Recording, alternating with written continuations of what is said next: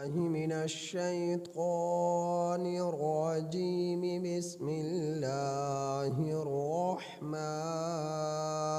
الرحيم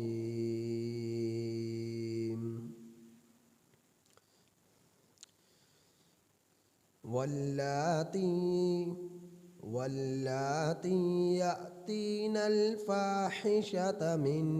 نسائكم فاستشهدوا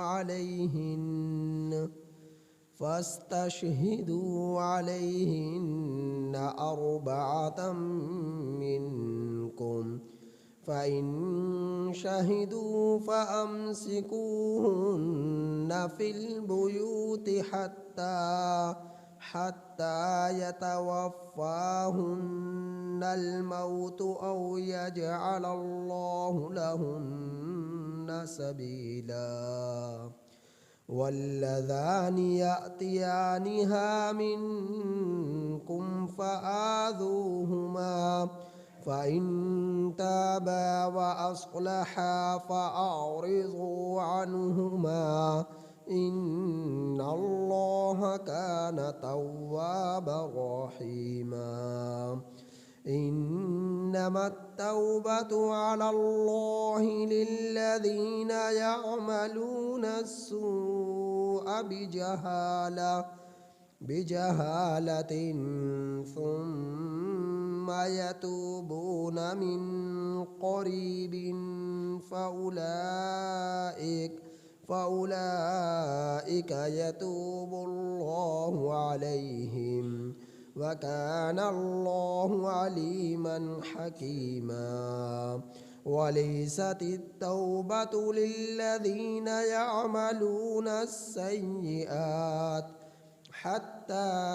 إذا حضر أحدهم الموت قال إني تبت الآن ولا الذين يموتون وهم كفار أولئك أعتدنا لهم عذابا أليما. یہ سورۃ النساء کی آیت نمبر 15 تا 18 آپ حضرات کے سامنے تلاوت ہے۔ سورۃ النساء کی آیت نمبر 15 تا 18 آپ احباب کے سامنے تلاوت ہے۔ ان آیات کریمہ کا ترجمہ یہ ہے، واللاتی، اور وہ عورتیں، یاتین الفاحشۃ، جو کریں بے حیائی، من نسائکم، تمہاری عورتوں میں سے، اور وہ عورتیں جو بے حیائی کریں تمہاری عورتوں میں سے، فاستشہدوا، تو تم لوگ، علیہن، ان عورتوں پر گواہ بنا لو، اربعہ، 4 مرد، منکم، اپنے میں سے، 4 مرد جو تم ہی میں سے ہوں۔ پھر اگر فَإِن شَهِدُوا، پھر اگر تم لوگ گواہ بنا لو، گواہی قائم ہو جائے، فَأَمْسِكُوهُنَّ، تو تم ان عورتوں کو روک لو، فِي الْبُيُوتِ، گھروں میں، حَتَّى يَتَوَفَّاهُنَّ الْمَوْتُ، یہاں تک کہ ان عورتوں کو اٹھا لے موت، او یجعل اللہ لہن سبیلا، یا بنائے دے اللہ ان عورتوں کے لیے کوئی راستہ، واللذان، اور وہ مرد، یاتیانہا، جو کرے تم میں سے بدکاری، بے حیائی، فآذوہما، تو تم ان کو اذیت دو، فإن تابا، پھر اگر وہ توبہ کر لے، وَأَصْلَحَ اور وہ اصلاح کر لے، فَأَعْرِضُوا عَنْهُمَا تو تم ان سے اعراض کرو، ان اللہ کان توابا رحیما بے شک اللہ تعالی توبہ کو بہت زیادہ قبول فرمانے والے مہربان ہیں۔ انما التوبۃ بے شک توبہ پختہ بات ہے، التوبۃ کہ توبہ کا قبول کرنا اللہ اللہ کے ذمے ہے، للذین ان لوگوں کے لیے یعملون السوء جو کرتے ہیں برائی، بجہالت جہالت کی بنا پر، ثم یتوبون من قریب پھر وہ لوگ توبہ کر لیتے ہیں جلدی سے، فَأُولَئِكَ يَتُوبُ اللَّهُ عَلَيْهِمْ تو یہی لوگ ہیں کہ اللہ توبہ قبول فرمانے والا ہے ان لوگوں کی، وَكَانَ اللَّهُ عَلِيمًا حَكِيمًا اور اللہ تعالیٰ خوب جاننے والے حکمت والے ہیں، وَلَيْسَتِ التَّوْبَةُ اور نہیں ہے توبہ للذین ان لوگوں کے لیے یعملون السیئات جو کرتے ہیں برائیاں، حتیٰ یہاں تک کہ اذا حضر احدہم الموت جس وقت کہ ان میں سے کسی ایک کے پاس کسی ایک کے سامنے حاضر ہو جائے موت، حالت رضا میں توبہ نہیں ہے، یہاں تک کہ ان میں سے کسی ایک کے پاس آ جائے موت، قال وہ کہے انی تبت الآن وہ کہنے لگے کہ بے شک میں اب توبہ کرتا ہوں، وَلِلَّذِينَ يَمُوتُونَ اور نہ ہی ان لوگوں کی جو مرتے ہیں، وَهُمْ کفار اس حال میں کہ وہ کافر ہیں، ایسے لوگوں کی بھی توبہ قبول نہیں ہے۔ اولئک اعتدنا لہم یہی لوگ ہیں ہم نے تیار کر کر رکھا ہے ان لوگوں کے لیے عذابا علیما دردناک عذاب۔ سورۃ النساء کی آیات کریمہ کی تفسیر چلی آ رہی ہے۔ ان آیات کریمہ سے قبل آپ احباب کے سامنے اللہ رب العزت نے عورتوں کے حقوق بیان فرمائے کہ عورتوں کے لیے اللہ کی طرف سے عائد کردہ حقوق کیا ہیں، وہ تفصیل سے اللہ رب العزت نے بیان فرمائے۔ ان حقوق میں سے ایک حق وراثت تھا، اور حق وراثت کے بارے میں یہ فیصلے کیے ہوئے تھے جہالت کے زمانے میں عرب والوں نے کہ اگر وراثت اسی کو ملے گی جو لڑنا جانتا ہے، اس کے بارے میں تفصیل سے بیان ہوا، جو لڑ سکتا ہے وہ وراثت کا حقدار ہے، جو لڑ نہیں سکتا وہ وراثت کا حقدار بھی نہیں ہے۔ تو یقیناً ظاہر ہے عورت تو لڑ نہیں سکتی، مرد لڑ سکتا ہے، جو طاقتور ہو وہ لڑ سکتا ہے، تو عورتیں سرے سے وراثت سے محروم رہتی ہیں۔ بچے بھی لڑ نہیں سکتے تھے تو بچے بھی وراثت سے محروم رہتے، چاہے وہ یتیم ہی کیوں نہ ہو تو وہ بھی وراثت سے محروم رہتے۔ تو اگر وراثت کسی کو ملتی تو اسے ملتی جو لڑ سکتا ہے، گھوڑے پر سوار ہو کر دشمنوں سے مقابلہ کر کر مال غنیمت کو سمیٹ کر حاصل کر کر لا سکتا ہے، وہ شخص وراثت کا بھی حقدار ہے۔ تو عورتوں کو وراثت سے محروم کر دیا جاتا تھا، عورتوں کو وراثت سے محروم کر دیا جاتا تھا، ان کا حق انہیں دیا نہ جاتا تھا۔ یہ ایک ظالمانہ ان لوگوں کے فیصلے تھے جو عورتوں کا حق میں انہوں نے کیے ہوئے تھے۔ تو اللہ رب العزت نے تفصیل سے عورتوں کے وراثت میں حق کو بیان فرمایا کہ بیٹی ہے تو کیا ملے گا، بیوی ہے تو کیا ملے گا، اور جو ہے بہن ہے تو کیا ملے گا، اولاد میں بیٹی ہے تو کیا ملے گا، اور والدین فوت ہو جائیں تو بھائی نے بیٹی بہن کو کیا حق دینا ہے والد کی وفات کے بعد، اور دادا کو کیا ملے گا، چاچے تائے کو کیا ملے گا۔ تو یہ سارے کھول کر اللہ رب العزت نے عورتوں کے حقوق وراثت کے جو مقرر ہیں وہ اللہ رب العزت نے عائد فرما دیے اور بیان فرما دیا تفصیل کے ساتھ۔ تو اللہ رب العزت نے ان کو بیان کرنے کے بعد تفصیل سے اب اللہ رب العزت نے جہاں عورتوں کے حقوق بیان فرمائے، اب عورتیں اور مرد، عورتوں پر جو ذمہ داریاں عائد ہوتی ہیں ان کا بھی بیان فرمایا۔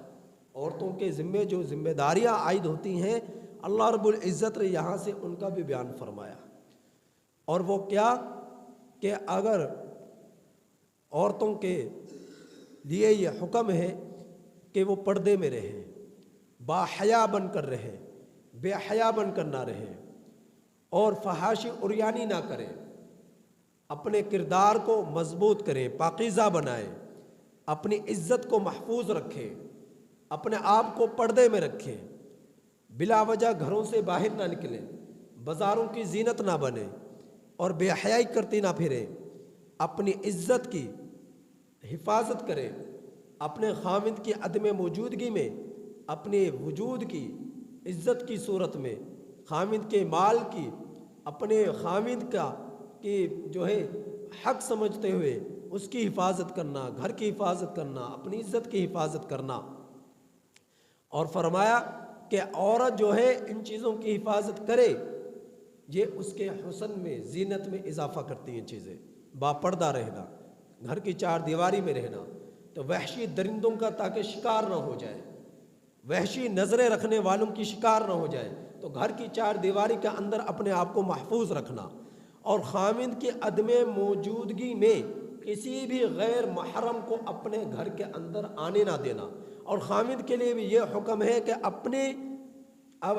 دوستوں کو، اپنے ملنے والوں کو جو آپ کی بیوی کے لیے، آپ کی بیٹیوں کے لیے غیر محرم ہیں، ان کو ایسے وقت میں گھر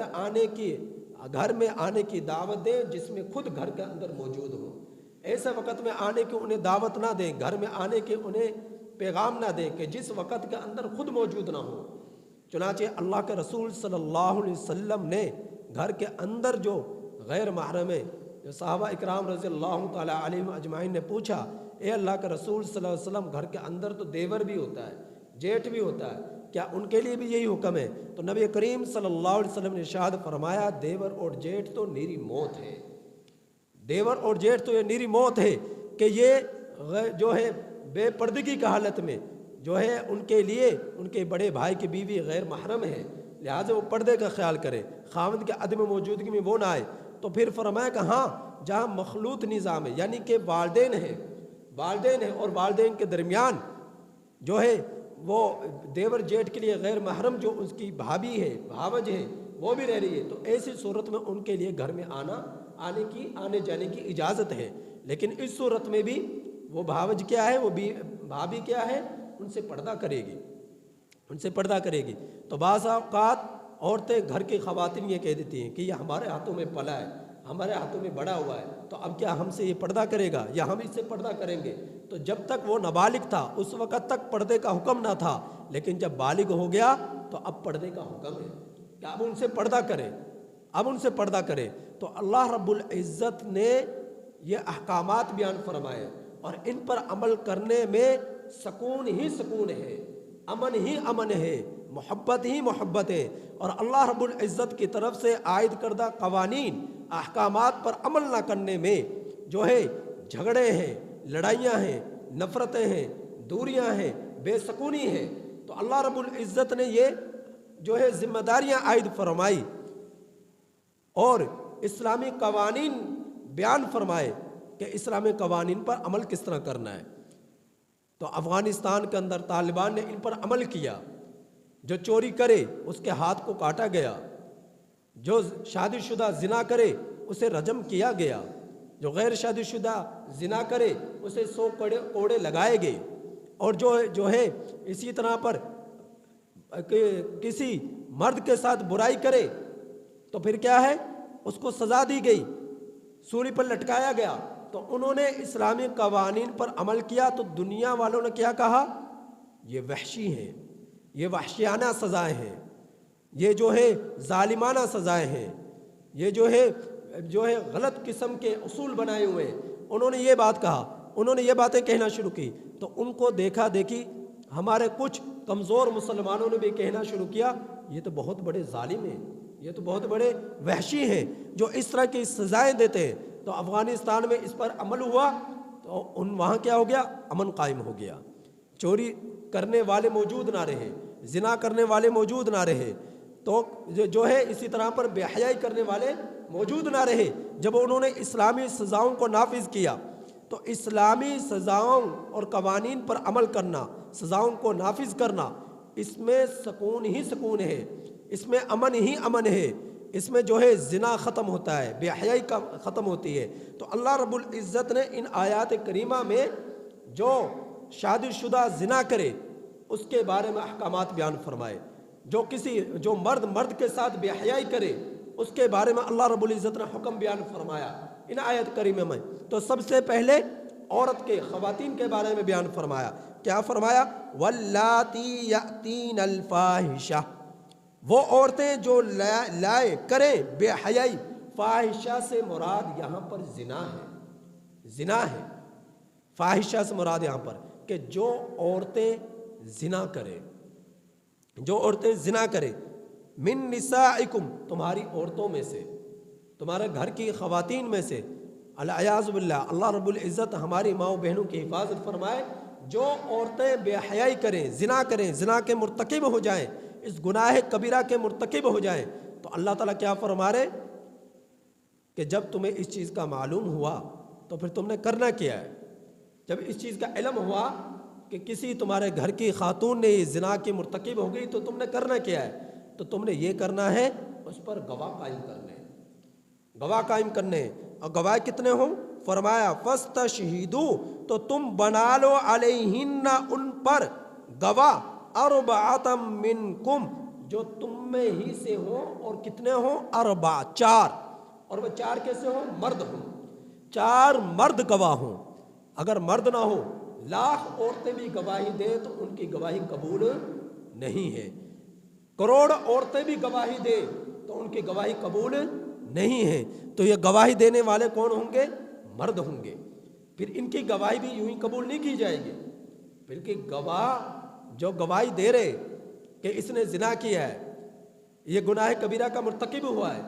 تو ان کے لیے شرائط ہیں، اور شرائط بھی بڑی کڑی ہیں۔ تو ان میں سے کچھ کا میں ذکر کرتا ہوں۔ کیا شرط ہے؟ جو گواہ چار ہے وہ ان کے اندر اس شرط کا پایا جانا ضروری ہے کہ وہ نماز کا پابند ہو، وہ نماز کا پابند ہو، بغیر شرعی عذر کے اس نے نماز نہ چھوڑی ہو۔ شرعی عذر کیا؟ عذر کیا ہے؟ عذر یہ مثال کے طور پر وہ سویا ہوا تھا، کسی اٹھانے والے نے اٹھایا نہیں اور اس کی آنکھیں کھلی نہیں تو نماز ہی قضا ہو گئی، اور بعد میں جب آنکھیں کھلی تو پتہ چلا تو نماز کو ادا کر لیا۔ تو بغیر شرعی عذر، تو یہ عذر ہے، کیونکہ جب اسے ہوش ہی نہیں ہے، اس کی آنکھیں نہیں کھلی تو اسے پتہ ہی نہیں چلا، تو وہ کیا ہے، اسے پتہ نہیں چلا، تو یہ شرعی عذر ہے۔ تو ایسے اگر وہ جان بوجھ کر نماز چھوڑتا ہے، قضا کرتا ہے، تو ایسے شخص کی کیا ہے، گواہی قبول نہیں کی جائے گی۔ نمبر دو، جو بغیر شرعی عذر کے روزہ چھوڑے، بغیر شرعی عذر کے روزہ چھوڑے، عذر کوئی نہیں ہے اور روزہ چھوڑ دے، تو ایسے شخص کی بھی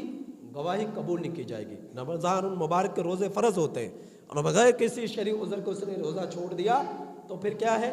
اس کی گواہی بھی قبول نہیں کی جائے گی۔ نمبر تین، نماز با جماعت کا عادی نہ ہو، یعنی جان بوجھ کر نماز کو جماعت کے ساتھ پڑھتا نہیں ہے، جان بوجھ کر نماز کو چھوڑتا ہے، جماعت کے ساتھ نماز کی ادائیگی نہیں کرتا، تو ایسے شخص کی بھی گواہی قبول نہیں کی جائے گی۔ نمبر چار، جھوٹ بولتا ہے، اگر اس کا جھوٹ ایک مرتبہ بھی پکڑا گیا کہ یہ جھوٹ بولا ہے، اس نے جھوٹ بولا ہے کسی بات پر، تو ایسے شخص کی گواہی قبول نہیں کی جائے گی۔ نمبر 5، جو نماز جمعہ کا تارک ہو، نماز جمعہ کو چھوڑنے والا ہو، نماز جمعہ کو ادا نہ کرنے والا ہو، تو ایسے شخص کی بھی گواہی قبول نہیں کی جائے گی۔ اور بہت ساری شرائط ہیں۔ تو کہنے کا مقصد یہ، اب اندازہ کیجئے، ہم میں سے اگر ہر ایک اپنے گریبان میں جھانک کر دیکھے تو شاید کسی میں یہ شرائط پوری اترتی ہو۔ کیا شرائط ہے؟ بغیر شرعی عذر کے نماز کو قضا نہ کرے، نماز اس سے چھوٹے نہ، بغیر شرعی عذر کے روزہ نہ چھوٹے، اور اس سے بغیر شرعی عذر کے اس کی نماز جماعت سے نہ چھوٹے کسی مجبوری کے بغیر، اور نماز جمعہ نہ چھوٹے، جھوٹ وہ کبھی نہ بولے، تو ایسے شخص کی گواہی قبول ہوگی۔ اگر یہ شرائط نہیں پائی جاتی تو ان کی گواہیاں قبول نہیں کی جائیں گی۔ تو اب شادی شدہ عورت نے یا مرد نے، یا عورت شادی شدہ تھی، مرد غیر شادی شدہ تھا، انہوں نے زنا کر لیا، تو پھر کیا گواہ پیش کیے جائیں گے، اور گواہوں کے اندر یہ شرائط کا پایا جانا ضروری ہے۔ ایک شرط بھی ناموجود ہوئی تو گواہی قبول نہیں کی جائے گی۔ اگر بالفرض یہ تمام شرائط موجود ہیں اور گواہی دے دی، اب گواہی قبول کر لی گئی، اب کیا ہے؟ اب ان کو سزا دی جائے گی، سزا دی جائے گی۔ اب سزا کس طرح دی جائے گی؟ کہ شادی شدہ کو رجم کیا جائے گا، سنسار کیا جائے گا۔ مرد ہے اسے کھلے میدان میں کھڑا کیا جائے گا، اور پوری بستی والوں کو جمع کیا جائے گا، پورے علاقے بھر کے لوگوں کو جمع کیا جائے گا، اور سب کے سامنے اس شادی شدہ مرد کو کھلے میدان کے اندر پتھر مارے جائیں گے۔ اتنے پتھر اس پر برسائے جائیں گے کہ یہاں تک کہ وہ مر جائے، یہاں تک کہ وہ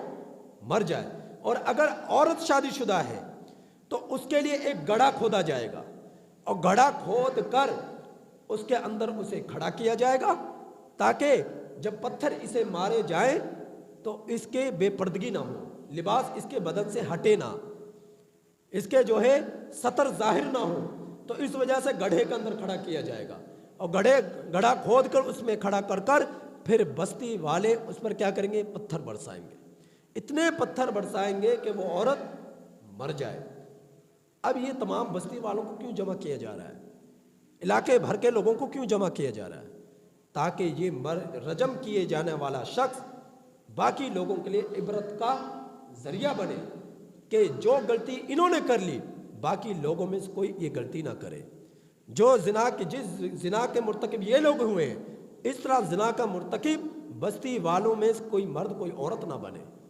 ارتکاب نہ کرے گناہ کبیرہ کا، زنا کا، فحاشی کا۔ تو اس طرح یہ کیا ہے؟ یہ رجم ہے۔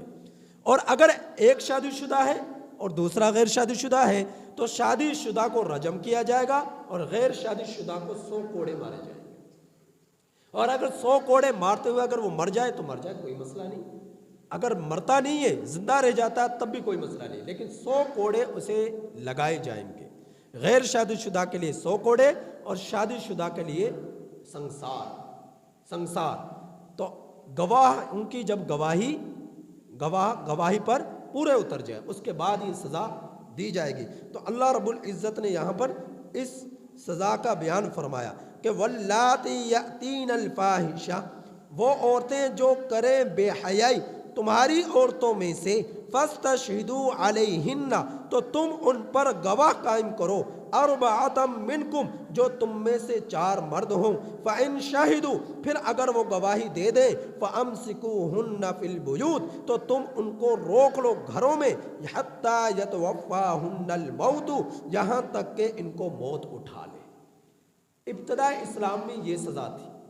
کہ شادی شدہ زنا کر لے تو اس کے لیے کیا سزا تھی؟ گھر کے اندر بند کر دیا جاتا، اس کا پانی کھانا پینا سب کچھ بند کر دیا جاتا، روک لیا جاتا، گھر کے دروازے کو تالا لگا کر اسے اندر چھوڑ دیا جاتا، یہاں تک کہ وہ اندر مر جاتا،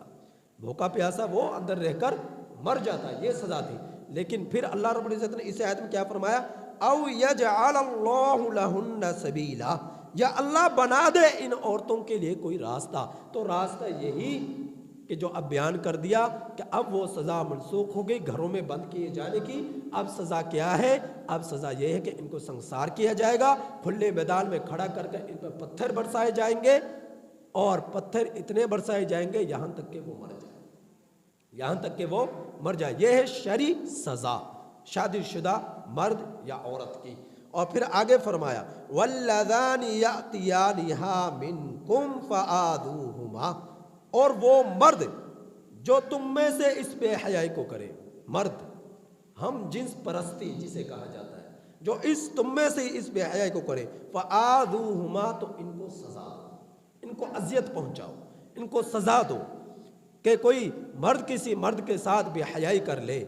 جسے ہم جنس پرستی کہا جاتا ہے، اگر کوئی اس طرح کر لے تو اس کو بھی سزا دی جائے گی۔ امام شافعی رحمۃ اللہ علیہ فرماتے ہیں کہ اس کو سزا یہ دی جائے گی جو مرد اور عورت آپس میں زنا کر لیں ان کو سزا دی جاتی ہے، یعنی کہ شادی شدہ کو رجم سنسار اور غیر شادی شدہ کو 100 کوڑے، جبکہ امام ابو یعنی کہ وہی سزا جو شادی شدہ مرد عورت زنا کر لے جو ان کے لیے سزا ہے وہی ان کے لیے سزا ہے۔ شادی شدہ کے لیے اور غیر شادی شدہ کے اعتبار سے جو مرد عورت کے لیے سزا ہے وہی مرد کے ساتھ بے حیائی کرنے والے کو بھی وہی سزا دی جائے گی۔ یہ کون فرما رہے؟ امام شافعی رحمۃ اللہ علیہ۔ اور امام ابو حنیفہ رحمۃ اللہ علیہ فرماتے ہیں کہ ہم جنس پرستی کرنے والوں کے لیے سزا یہ ہے کہ کسی بڑی دیوار کے نیچے ان کو کھڑا کر دیا جائے گا اور اوپر سے دیوار گرا دی جائے گی کہ وہ لوگ مر جائیں، اس دیوار کے نیچے دب کر جو دیوار ان کو پر گر رہی ہے مر جائے، تو بڑی دیوار کے نیچے انہیں کھڑا کر کر دیوار ان کو پر گرا دی جائے گی۔ تو یہ سزا ہے ایسے لوگوں کے لیے جو کہ ہم جنس پرستی کے قائل ہیں اور مرتکب ہوتے ہیں، العیاذ باللہ۔ اللہ رب العزت حفاظت فرمائے۔ اب تو یورپ کے اندر غیر مسلم ممالک کے اندر کیا ہو رہا ہے؟ جس طرح مرد عورت کے ساتھ شادی کر سکتا ہے، عورت مرد کے ساتھ شادی کر سکتی ہے، اسی طرح مرد کے ساتھ شادی کرنے کا وہاں پر قوانین جو ہے نافذ ہو چکے ہیں، یعنی اجازت مل چکی ہے کہ مرد کے ساتھ شادی کر سکتا ہے اور مرد کے ساتھ شادی کرے اس کو بھی وہی حقوق ملیں گے جو خامد اور بیوی کو ملا کرتے ہیں۔ تو اللہ رب العزت نے جو سزا نافذ فرمائی ہے اور قرآن کریم میں بیان فرمائی ہے، یہ سزائیں ایسی سزائیں ہیں کہ جو اللہ رب العزت نے مسلمانوں میں عائد فرمائی ہیں کہ ان سزاؤں کا جو اہتمام کرے گا اور نافذ کرے گا تو معاشرہ گندگیوں سے پاک ہوگا۔ تو اللہ رب العزت نے یہ سزائیں بھی پاکیزہ سزائیں بنائی ہیں۔ اگر ان سزا ملنے والے توبہ بھی کر لیں صدقے دل سے اور یہ جو ہے سزا بھی ان کو مل جائے تو امید ہے اللہ کے ذات سے جب توبہ صدقے دل سے کر لی تو ان کی مغفرت بھی ہو گئی اور ان کے گناہوں سے جو وہ زنا کی صورت میں انہوں نے گناہ کیا ان کے جسم، ان کے اعضاء، ان کا وجود اس گندگی سے پاک بھی ہو گیا جس گندگی کے وہ مرتکب ہوئے۔ ضیاء الحق کے دور کے اندر جس طرح میں نے پہلے بتلایا کہ بعض لوگ خاص طور پر انگریز لوگ، یورپی ذہن رکھنے والے لوگ، انگریزی کے غلامی نما ذہنیت رکھنے والے لوگوں کے ذہن ایسے بھی اس دور میں بھی بہت سارے لوگوں کے موجود ہیں کہ جو یہ ذہنیت رکھتے ہیں کہ مرد کے ساتھ شادی کر سکتا ہے، ہم جنس پرستی کے قائل ہیں اور اسلامی سزاؤں کے منکر ہیں کہ یہ ظالمانہ اور وحشیانہ سزائیں ہیں، یہ سزائیں نہ دی جائیں، اور یہ جو ہے فحاشی کی اور یعنی کہ اجازت عام دینے کے قوانین کو پاس کرنے کی کوششیں کی جا رہی ہیں کہ اور اس کو نام یہ دیا جا رہا ہے حقوق نسواں کا، تو یہ سراسر اسلام اور شریعت اسلام پر ایک ڈاکہ ہے، دین سے دوری ہے۔ تو ضیاء الحق کے دور کے اندر بھی یہ بات کہی، ایک جج نے فیصلہ کیا عدالت کے اندر، کیا فیصلہ کیا کہ یہ جو سزائیں ہیں اسلامی کہ شادی شدہ مرد یا عورت کو سنسار کیا جائے، غیر شادی شدہ کو کوڑے لگائے جائے، چوری کرنے والے کے ہاتھوں کو کاٹا جائے اور مرد جو ہے ہم جنس پرستی کرنے والوں کو جو ہے سولی پر لٹکایا جائے، یہ ساری وحشیانہ جابرانہ اور جو ہے یہ سزائیں ہیں، تو یہ جو ہے اسلامی سزائیں نہیں ہے، یہ اسلامی سزائیں نہیں ہے بلکہ اسلام سے ہٹ کر یہ سزائیں۔ اب قرآن اور سنت کے خلاف اس نے یہ فیصلہ بھری عدالت میں کیا۔ اس وقت پھر کیا ہوا؟ ہمارے علماء اٹھے، 50 کے قریب ایک وفد بنا اور انہوں نے کیا کہا کہ اگر یہ کوئی سیاسی بیان ہوتا اور سیاسی کسی کا بیان ہوتا تو ہم جلسے کرتے، ہم جلوس نکالتے اور ہم اس کے خلاف اٹھ کھڑے ہوتے، لیکن یہ تو ایک بھری عدالت میں ایک قاضی نے، ایک جو ہے جج نے یہ بھری عدالت کے اندر فیصلہ کیا کہ اسلامی سزائیں نہیں ہیں، یہ تو وحشیانہ سزائیں ہیں، یہ تو جابرانہ سزائیں ہیں، تو یہ اسلامی کوئی سزائیں نہیں ہے، تو قرآن کے خلاف یہ فیصلہ کیا ہے۔ لہٰذا اب ہم نے کیا کرنا ہے، ہم نے اس ملک کے وزیر اعظم کے پاس جانا ہے۔ تو اس وقت حکومت کس کی تھی؟ ضیاء الحق کی۔ تو 50 کے قریب وفد جو علماء کا بنا وہ گیا اور جا کر انہوں نے اس وقت کے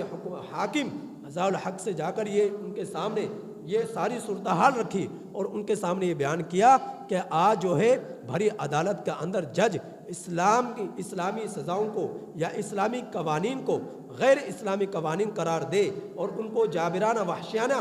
جو ہے قوانین قرار دے، تو یہ تو غلط ہے۔ آپ اس کے بارے میں کوئی فکر کیجئے۔ آپ تو کہتے ہیں کہ آپ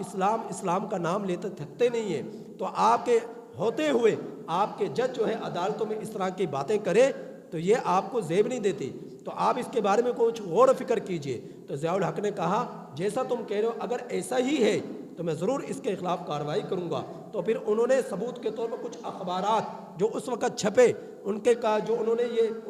جج نے جو باتیں کہی تو اخبارات ضیاء الحق کے سامنے پیش کیے اور انہیں یقین ہو گیا واقعتاً اس نے اس طرح کی باتیں کہی ہیں۔ تو پھر اس وقت ضیاء الحق نے 3 ججوں پر مشتمل ایک کمیٹی قائم کی جن میں مفتی تقی عثمانی صاحب جو ہے دامت و برکاتہ عالیہ تھے اور باقی 2 اور عالم دین تھے کہ اگر کوئی جج اسلامی قوانین کے خلاف کوئی فیصلہ کرے گا تو اور اس شریعت سے ہٹ کر کوئی فیصلہ ہوگا تو پھر وہ فیصلہ ان ججوں کے سامنے پیش کیا جائے گا۔ جو یہ 3 افراد کی کمیٹی بنی تھی تو ان کے سامنے پیش کیا جائے گا، تو ان سے وہ چیز پاس ہوگی تو اس پر عمل درآمد ہوگا، اگر یہ اس قانون کو پاس نہیں کریں گے تو اس پر عمل درآمد نہیں ہوگا۔ تو اس طرح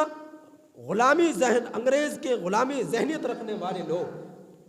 کمزور ترین مسلمانوں میں بھی کچھ ایسے آ جاتے ہیں جو اسلامی سزاؤں کو کہتے ہیں یہ جابرانہ سزائیں ہیں، وحشیانہ سزائیں ہیں۔ تو پھر جب بے نظیر بھٹو کا دور آیا تو ان کے دور کے اندر پھر دوبارہ ان ججوں کو ہٹا دیا گیا اور اس نے پھر یہ کہا کہ ایسے فضول میں پیسے ضائع ہو رہے لہٰذا ان ججوں کو ہٹاؤ۔ پھر ان کو مفتی تقی عثمانی صاحب اور دوسرے علماء تھے ان کو وہاں سے ہٹا دیا گیا اور پھر اس کے بعد کیا بنا یہ اللہ ہی بہتر جانتے ہیں۔ تو اللہ رب العزت نے ان آیات کریمہ میں ایک یہ سزائیں جو شادی شدہ کرے ان کا حکم بیان فرمایا، ان کا مسئلہ بیان فرمایا، اگر مرد عورت کرے اور مرد کے ساتھ کرے تو اس کا بھی مسئلہ بیان فرمایا کہ ان کو سزا دی جائے۔ تو امام شافعی رحمۃ اللہ علیہ کے نزدیک وہی سزا جو شادی شدہ مرد یا عورت کرے ان کو سزا دی جائے، یا غیر شادی شدہ مرد عورت کرے ان کو جو سزا ملتی ہے وہی ہم جنس پرست کرنے والے